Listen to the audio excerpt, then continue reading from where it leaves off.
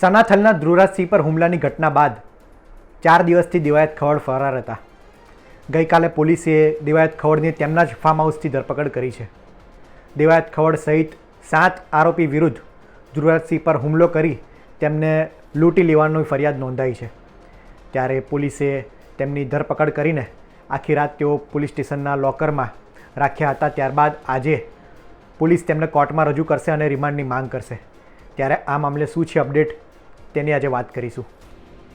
લોક સાહિત્યકાર દિવાયત ખવડ છેલ્લા 4 દિવસથી હુમલાના કેસમાં ફરાર રહ્યા બાદ હવે પોલીસ પકડમાં આવ્યા છે. આરોપી દિવાયત ખવડ અને તેના સાગરિકો હુમલાના ગંભીર કેસમાં ફરાર હતા અને પોલીસની કુલ 7 ટીમ તેમને શોધી રહી હતી. ગીરના જંગલમાં હુમલો કરીને ફરાર લોક સાહિત્યકાર દિવાયત ખવડની ધરપકડ કરાઈ છે. પોલીસે સુરેન્દ્રનગરના દુધઈના ફાર્મ હાઉસમાંથી ખવડની ધરપકડ કરી છે. ઉલ્લેખનીય છે કે 12 ઓગસ્ટના દિવસે દિવાયત ખવડે જૂનાગઢના તાલાલામાં અમદાવાદના ધ્રુવરાજસિંહ ચૌહાણ પર હુમલો કર્યો હતો. હુમલો કર્યા બાદ ફરાર થઈ ગયેલા દિવાયત ખવડને પોલીસ 4 દિવસથી શોધી રહી હતી અને આખરે આ શોધખોળમાં પોલીસને સફળતા મળી છે. પોલીસ વિભાગે આરોપીને પકડવા માટે વિવિધ ટીમોની રચના કરી હતી. સુરેન્દ્રનગર જિલ્લાના દુધઈ ગામે આવેલા ફાર્મ હાઉસ પર રેડ પાડવામાં આવી, જ્યાં લોકગાયક દિવાયત ખવડ સહિત કુલ 6 શખ્સોની અટક કરવામાં આવી છે. દિવાયત ખવડ વિરુદ્ધ અગાઉ પણ આશરે 5 ગુના દાખલ થયેલા છે, જેની તપાસ હાલ ચાલી રહી છે. ગઈકાલે સોમનાથ પોલીસે દિવાયત ખવડની ધરપકડ કર્યા બાદ આજે તમામ આરોપીને રિમાન્ડ માટે કોર્ટમાં રજૂ કરવામાં આવશે. આ મામલે પોલીસે જણાવ્યું છે કે આરોપીના રિમાન્ડ મેળવ્યા બાદ વધુ વિગત બહાર લાવવામાં આવશે. ગઈ તારીખ 12 ઓગસ્ટે તલાલાના ચિત્રોડ ખાતે જે મારામારીનો બનાવ બનેલો એ બાબતે અમને ફરિયાદ મળેલી. ફરિયાદી ધ્રુવરાજસિંહ ચૌહાણ જે સનાથલ અમદાવાદના રહેવાસી છે અને એમની ફરિયાદ મુજબ દિવાયત ખવડ અને એમના બીજા 12 થી 15 સાથીઓ ગાડી એમની સાથે ભટકાડી અને મારામારી કરેલી અને હથિયાર પણ બતાવેલું અને લૂંટ પણ કરેલી. આ પ્રકારની ફરિયાદના આધારે ગીર સોમનાથ પોલીસે તાત્કાલિક અસરથી 7 અલગ અલગ ટીમો, જેમાં એલસીબીની 2 ટીમ, એસઓજીની 2 ટીમ અને તલાલા પોલીસ સ્ટેશનની 3 ટીમ, 7 અલગ અલગ ટીમો બનાવી અને અમે ફરિયાદ લીધા બાદ આરોપીની તપાસ માટે ટીમો રવાના કરેલી.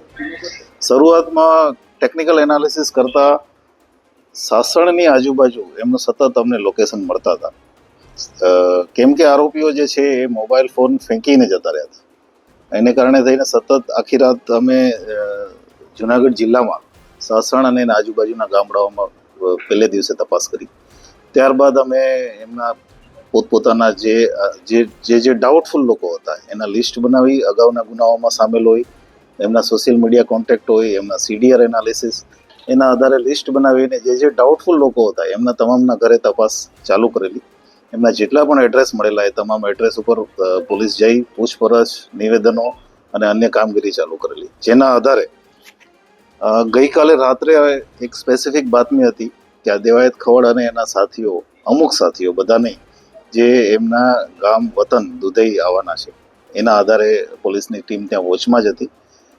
ત્યાંથી આજે વહેલી સવારે દિવાયત ખવડને એને અરેસ્ટ કરેલા છે અને એ સિવાય બીજા 3 માણસો જે છે એ જુનાગઢ જિલ્લાના ગાદોઈ ખાતેથી અરેસ્ટ કરેલા છે. આવી રીતે ટોટલ 7 આમાં આરોપીઓ જે છે અત્યારે સુધીમાં અમે અરેસ્ટ કર્યા છે. આ આરોપીઓ જે છે એમાંથી એક ફરિયાદમાં અમને નામ છે દિવાયત ખવડનું. બાકીના જે તમામ આરોપીઓ છે એની અમે આઈડેન્ટિફિકેશન પરેડ કરવાના છીએ અને આગળની લીગલ કાર્યવાહી ચાલુ કરવાના છે. દિવાયત ખવડ પર આરોપ છે કે તેણે સનાથલના ધ્રુવરાજસિંહની કારને ચિત્રોડ નજીક રિસોર્ટથી સોમનાથ જતો હતો ત્યારે કારને ટક્કર મારી હતી.